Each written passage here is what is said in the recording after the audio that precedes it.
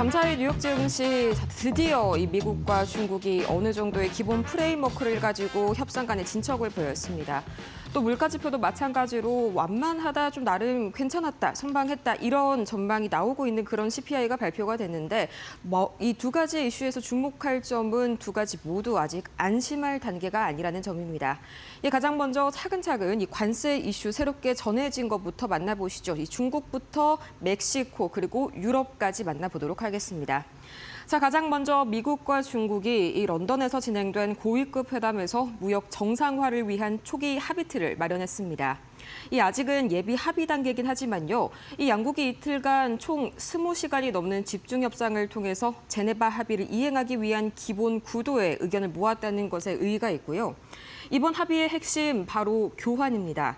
중국은 미국에 반드시 필요한 히토류 공급을 다시 한번 시작하고 또 미국은 반도체 설계 소프트웨어, 또 항공엔진 등의 수출 규제를 일부 완화하는 방안을 제시했는데요. 다시 한번 말씀드리지만 아직까지 이 계획은 예비 합의 단계입니다. 이 트럼프 대통령과 또 시진핑 주석 간의 최종 결정이 아직까지 남아 있고요. 또 중국의 이 무역 흑자, 저가 수출 문제, 펜타닐 유통 등의 주요한 쟁점들은 아직까지는 미제로 남아 있습니다. 이 시장에선 양국이 대립하는 그런 교착 상태에서 협상 국면으로 이동을 한 점을 긍정적으로 보고 있으면서도 아직까지는 서로 뭔가 구속력이 있는 서면 합의가 부재하다는 점에서 오로지 구두로만 이 합의가 이루어졌다는 점에서 신중한 태도를 유지하고 있고요. 트럼프 대통령이 SNS를 통해서 이런 말을 남겼습니다. 이 중국과의 협상은 마무리가 됐고 시 주석과의 최종 조율만 남았다라고 밝혔고요. 또 이번 중국은 모든 히토류를 선제적으로 공급하고 또 미국은 일부 교육과 교역 조건을 제공할 것이라면서 이번 합의에서 우리는 55%, 중국은 10%를 얻었다라고 언급했습니다. 자, 참고로 이 백악관 관계자에 따르면 이번 55%의 관세는 기존 25%에 제네바 합의로 추가가 된 30%가 더해진 수치, 즉 새로운 인상은 아니라는 그런 설명입니다. 하워드 러트닉 상무장관도 CNBC와의 인터뷰에서 관련된 내용을 이야기를 했는데요. 협상을 통해서 중국이 히토류를 즉시 재공급하기로 했고 또 현행 관세 수준은 유지될 가능성이 높다고 밝혔습니다. 여기에서 주목할 점이요. 중국의 미국의 최고급 칩 수출은 여전히 제한이 된다면서 선을 그었다는 점에 다시 한번 방점을 찍어봐야겠는데요. 중국이 이를 반복적으로 요청해왔지만 이는 협상의 대상이 아닌 국가 안보와 직결이 된 이슈이기 때문에 타협이 어렵다는 주장입니다. 한편 이 미국과 유럽연합 간의 무역 협상, 당초 트럼프 대통령이 제시했던 7월 9일 데드라인을 넘길 가능성이 제기가 되고 있습니다. 이 협상이 만약에 지연이 된다면 미국은 유럽연합 전체 수출의 약 70%에 해당하는 4,300억 달러 규모의 품목에 대해서 최대 50%의 관세를 부과할 예정이라서 양측의 긴장감이 당연히 높아질 수밖에 없는데요. 반대로 멕시코의 경우에는 철강 관세 완화를 골자로 해서 이 새로운 협정을 사실상 타결 직전까지 끌어올린 상황입니다. 내용은요, 멕시코산 철강에 대해서 일정 물량까지는 관세 없이 수입을 허용하되 그 상한선은 과거보다는 높아질 수 있도록 조정한다는 방안입니다. 자, 이렇게 해서 이 가장 중요한 관세 이슈 만나봤고요. 이어서 밤사이에 이 CPI, 이 물가 지표도 나와줬었죠. 바로 체크를 해보도록 하겠습니다. 우선 기본적으로 수치상 결과적으로만 보자면 예상치를 하회했는데 이 수요 둔화에 대한 우려까지 불거졌고요. 아직까지 이 5월 CPI까지는 관세 영향이 미치지 않았다는 점에 주목해야겠습니다. 자, 가장 먼저 이 미 노동부는요, 지난달 CPI가 전년 동기 대비 2.4% 상승했다고 밝혔습니다. 이는 4월에 전월에 2.3%보다는 약간은 오른 수치지만 시장 예상치였던 2.5%를 소폭이나마 밑돌았고요. 핵심 물가, 즉 근원 CPI 역시 2.8% 상승에 그치면서 예상보다는 낮은 상승률을 기록했습니다. 이 휘발유 가격이 전년 동기 대비 12%나 급락한 게 주요 원인으로 분석이 되고 있고요. 이 밖에도 항공권과 의류 등 일부 품목 가격도 하락을 했습니다. 반면에 커피와 쇠고기 등 일부 식료품, 그리고 주거비는 상승세를 이어갔습니다. 하지만 금융시장의 시선은 이것보다는 한 발 앞서 나가 있는데요. 전문가들은 현재 둔화 흐름이 트럼프 정부의 전방위 관세 정책이 본격적으로 반영이 되기 전이라는 점에 다시 한번 밑줄을 치고 있습니다. 이 보통 관세는요, 수입에서 유통, 또 소비자까지의 가격 반영까지 통상 몇 개월의 시차를 두고 CPI에 반영이 되기 때문이죠. 실제로 시장 조사기관 알릭스 파트너스는 7월 이후에 자동차와 식품 등 생활 소비재 가격이 본격적으로 오르기 시작할 것이라면서 일부 소매업체들이 가을부터 계산대에서 관세 할증을 추가할 가능성을 경고했습니다. 이런 흐름 속에 연준은 당장 기준금리를 움직이기보다는 관망세를 유지할 가능성이 높다는 게 현재 시장의 중론입니다. 실제로 밤사이에 로이터가 이코노미스트 105명을 대상으로 진행한 조사에서 대다수가 이번 달 FOMC에서 금리를 동결할 것으로 전망했고, 금리 인하 시점은 빠르면 9월, 늦으면 연말까지 밀릴 수 있다는 의견이 현재로선 지배적입니다. 또 이 프린시펄 자산운용의 수석 전략가 시마 샤는요, 이번 물가지표가 안도감을 주긴 하지만 관세 효과가 반영되기 전이라는 점에서 지나친 낙관은 경계해야 한다. 반복적으로 비슷한 말들이 나와주고 있습니다. 자, 여기에 이어서요, 이 신용등급 강등 이슈, 지난 무디스에 이어서 밤사이에도 이런 홍콩 쪽에서 새로운 이슈들이 하나 나왔습니다. 자, 이 홍콩 연기금이요, 미국의 신용등급이 추가로 강등될 시에는 국채를 매도할 계획이라고 이렇게 밝힌 건데요. 자, 가장 먼저 이 홍콩의 연기금 운용사들에게서 이런 소식이 나왔습니다. 이 보유 중인 미 국채를 3개월에서 6개월 내 순차적으로 매각할 그런 방안을 준비 중인 것으로 알려졌습니다. 자, 이 블룸버그가요, 복수의 관계자를 인용해서 이런 소식을 전했는데요. 현재 투자업체 단체들이 규제 당국과 비공개 회의를 열고 미국채 투자 비중 축소 계획을 공유했다고 전했습니다. 현재 규정상 이 AAA 등급을 유지하지 못하는 국채에 대해서는 펀드 자산의 10% 이상을 원래는 투자할 수 없도록 제한하고 있습니다. 하지만 현재 미국의 최고 등급을 유지하는 신용평가사는 일본의 R&I 한 곳뿐입니다. 만약 이마저도 등급을 내릴 경우에는 홍콩의 연기금들은 전체 자산의 약 46%, 거의 절반 가까이를 차지하는 이 미 국채를 일정 비율 이하로 줄여야 한다는 거죠.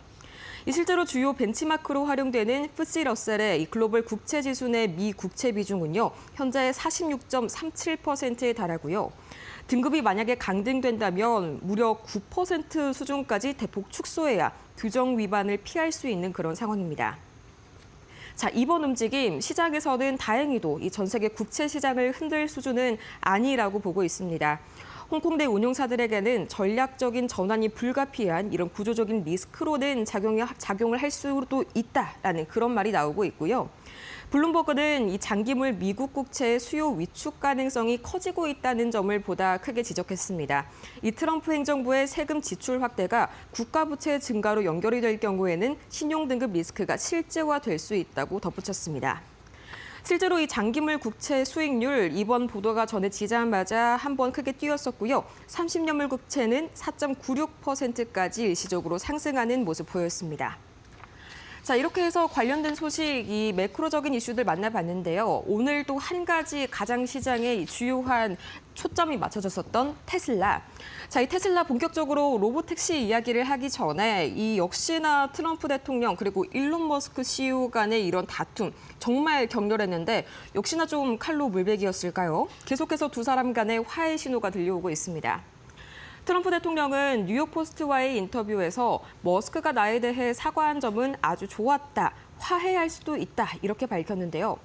여기에 대해서 이 머스크도 밤사이 소셜미디어를 통해서 지난주 트럼프 대통령에 대해서 도를 넘은 글을 올렸다면서 사과의 메시지를 전했습니다. 자, 한편 이 머스크는 이 테슬라의 야심작 로보택시 프로젝트의 첫 대중 시범 운행을 오늘이 아닌 이달 22일로 잠정 예고했습니다.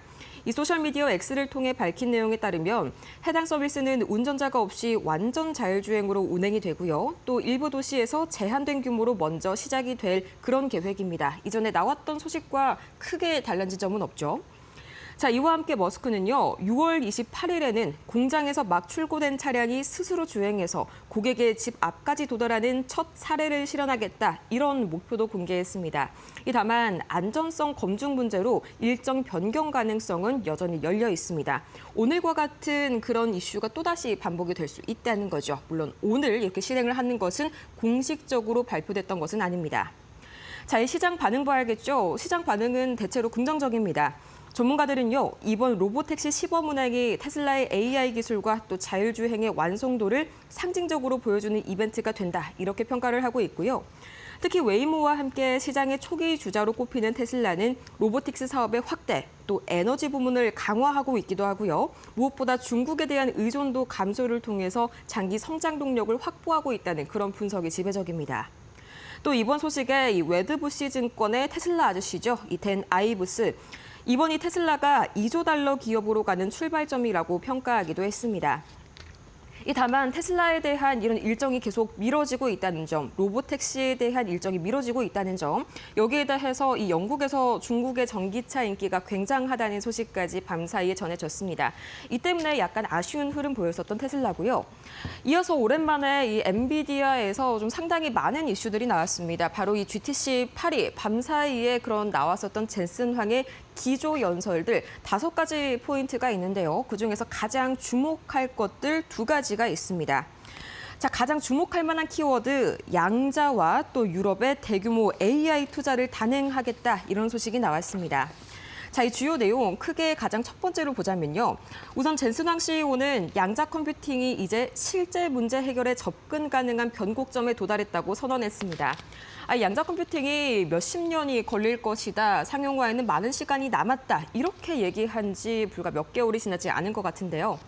자, 우선 그는 유럽에 이미 탄탄한 양자 스타트업 생태계가 형성돼 있다면서 전날 프랑스의 대표적인 양자 기업 파스칼과도 논의를 가졌다고 소개했습니다.